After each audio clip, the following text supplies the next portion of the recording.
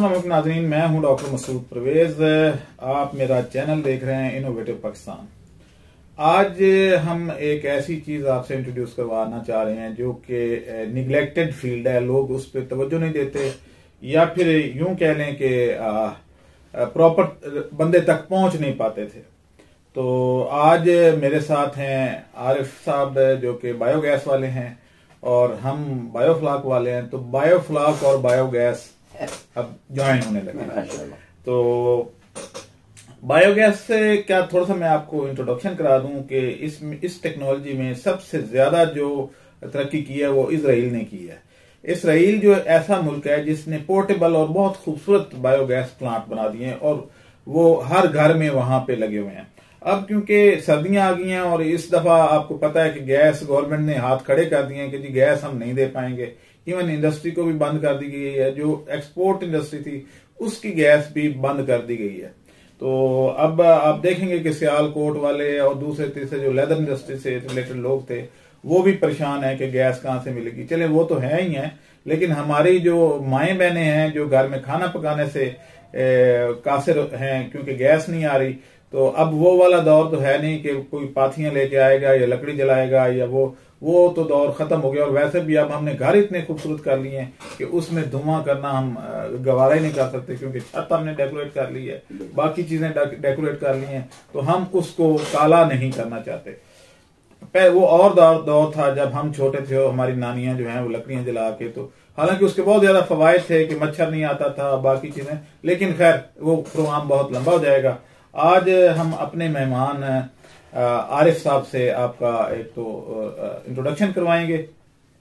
कुछ हम ये चाह रहे थे कि बायोगैस प्लांट से तो हर कोई वाकिफ है, लेकिन कुछ इसमें ऐसी इनोवेशंस की जाएं क्योंकि हमारे चैनल का नाम भी इनोवेटिव पाकिस्तान है कि इसमें आसानियां पैदा की जाएं।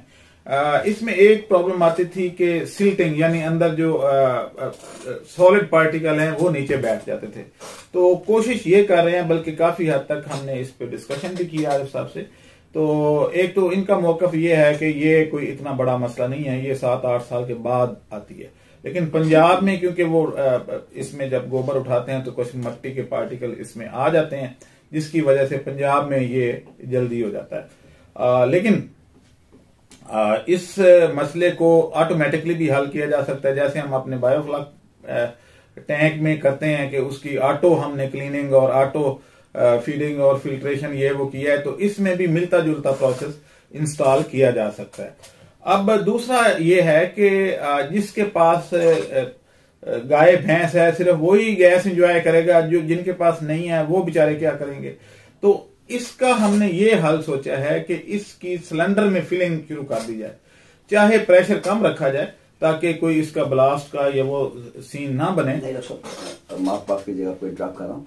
देयर इज नो हेजिटेशन, चूंकि जो इंटरनेशनल डिजाइन है हमारे सीएनजी के जो सिलेंडर्स हैं उनका हाइड्रोस्टेटिक टेस्ट प्रेशर जो है वो 5500 PSI पर होता है, और चूंकि हम इसमें फिल ही 2800 से लेके 3000 PSI तक करते हैं। तो जी प्लीज। अच्छा, वो मुझे एक दफा तो इस तरीके से हम जो है वो इसमें सिलेंडर में इसको भराई करेंगे। और जो डेयरी फार्मर है वो दूध से तो शायद इतना नफा ना कमाए जितना इससे कमाना शुरू कर देगा, क्योंकि जब उसकी बायोगैस बिकनी शुरू हो जाएगी, खासतौर पे सिलेंडर में छोटा सा प्लांट लगता है, तो वो अगर लगा लेगा और सिलेंडर ऑलरेडी मार्केट में अवेलेबल है, इन्हीं को उसने यूज करना है, जो LPG या दूसरे सिलेंडर सीएनजी के तो खैर बहुत मजबूत सिलेंडर होता है। तो इनमें अगर वो भराई शुरू कर दे, फर्क कराची में तो खैर बहुत बड़े बड़े फार्मर्स हैं जो कि 5-5 हजार भैंसों वाले भी हैं, तो उधर ये आराम से लगाया जा सकता है। इसी तरीके से मेरी एक साहब से बात हुई है जो कि इधर गवाला कॉलोनी में है। तो गवाला कॉलोनी में आप देखें कि 1 किलोमीटर लंबा गोबर का एक पहाड़ बना हुआ है जिसको कोई उठाने वाला नहीं है, ना कॉर्पोरेशन वाले उठाते हैं। तो वो ये कह रहे हैं जी मेरी जगह वहां मौजूद है, तो मैं इसको जो है वो फिलिंग अगर आप मुझे सिखा देते हैं या ये इंस्टॉल कर देते हैं तो मैं इस गोबर को जो कि मुफ्त में पड़ी है, तो मैं यहाँ के जो बासी हैं इर्द गिर्द के, या बल्कि वहां से डिफेंस भी करीब है, तो आप वहां से जाके सस्ता सिलेंडर भरवा सकते हैं। तो बहरहाल कोशिशें जारी हैं और इंशाल्लाह ये जल्द हम आपको एक अच्छी खबर सुनाएंगे, क्योंकि हमारे साथ जो एक्सपर्ट बैठे हैं बायोगैस के, ये इन्होंने इस पर काफी काम किया है। तो आज हम इनसे कुछ सवाल करेंगे जो कि हर फार्मर या हर जो फैमिली है वो करना चाहती है। जी अस्सलाम वालेकुम आरिफ साहब। वालेकुम अस्सलाम।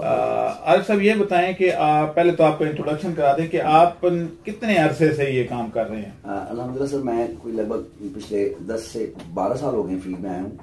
और जब मैं कराची में था तो उस वक्त तक मैं गोबर गैस से बिल्कुल वाबस्ती ही नहीं थी। वैसे मेरा मतलब रिबिल्डिंग वर्कशॉप था एयर कंप्रेसर्स और जनरेटर्स के हवाले से। लेकिन हुस्न इत्तफाक के कराची में लियारी में मेरी पैदाइश है, तो वहाँ हालात ख़राब होने की वजह से मैं शिफ्ट हुआ सियालकोट।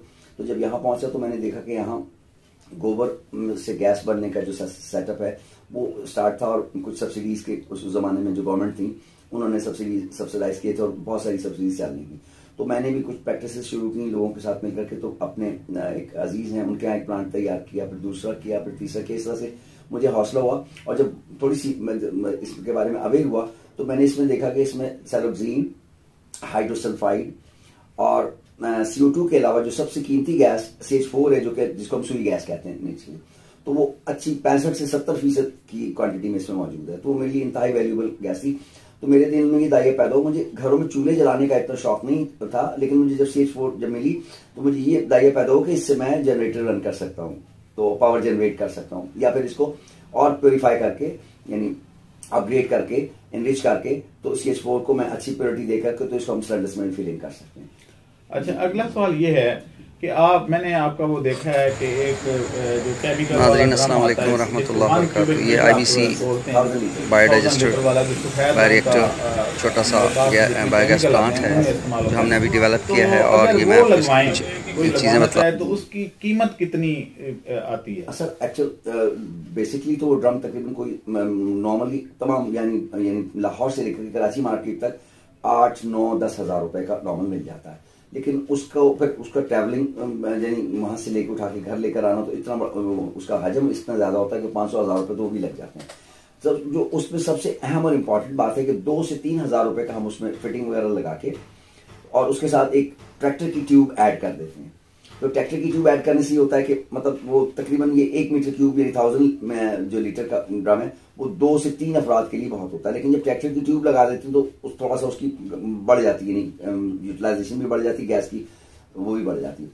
तो ये तो हो गया एक छोटा सा मामला। लेकिन अक्सर मैंने देखा, अभी पिछले दिनों मैंने देखा कि हम इसे अबव द ग्राउंड जब रख रहे थे इस ड्रम को, तो इस ड्रम में मतलब बैक्टीरियल प्रोसेस इन दिनों में आजकल में वो हम कुछ मेरे बॉर्डर के इलाके में गंडा साइड पे मैंने लगवाया अपने स्टूडेंट से, तो उसमें फर्मेंटेशन कैपेबिलिटी में फर्क आया। तो फिर हमने इस जमीन खोद के तो 3-3 फुट का तो इसमें इसका हमने इंस्टॉल कर दिया। प्राइस कितनी है, कीमत कितनी? सर इसकी सर अपना ड्रम, उसकी अपना फिटिंग और प्लस इसके साथ हम ट्रैक्टर की ट्यूब और एक हम इसके साथ छोटा DC का एक वो देते हैं। तो फर्स्ट अटेम्प्ट में आपको ये 25,000 रुपए में पड़ेगा पहली दफा में। तो ये आप कह रहे हैं 2 अफराद के लिए, तो क्या 2 अफराद का मतलब ये है कि सुबह नाश्ता, दोपहर का खाना और रात का खाना? जी, तीनों टाइम का।